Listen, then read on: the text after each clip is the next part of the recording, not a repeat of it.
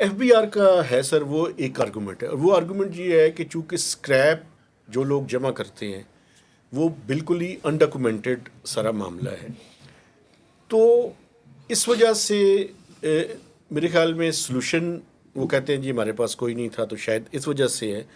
आपके जहन में कोई वे फॉरवर्ड क्या है सर कि ये जो बिल्कुल ही हाईली अनडॉक्यूमेंटेड है, इसको कैसे आप डॉक्यूमेंटेशन की तरफ लेकर आएँ और टैक्स नेट के अंदर भी जो है वो इजाफा हो सके?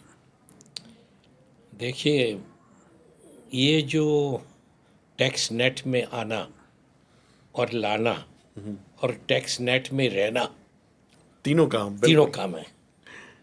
और मैं ये कहूँगा कि we have failed miserably to document the scrap sector, local scrap sector. ठीक है सर। तो हुकूमत ने क्या किया है और जो हमारे मशवरे पे किया है कि लोकल स्क्रैप के ऊपर में सेल्स टैक्स ख़त्म कर दिया, ठीक है।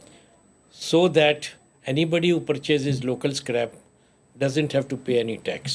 ठीक है। जब वो मेल्टिंग पे जाएगा तो उसके यूनिट के हिसाब से जो कैलकुलेशन होगी उसके हिसाब से उसको टैक्स देना है। ठीक। So that problem was solve with the help of the FPR and their understanding. ठीक है सर।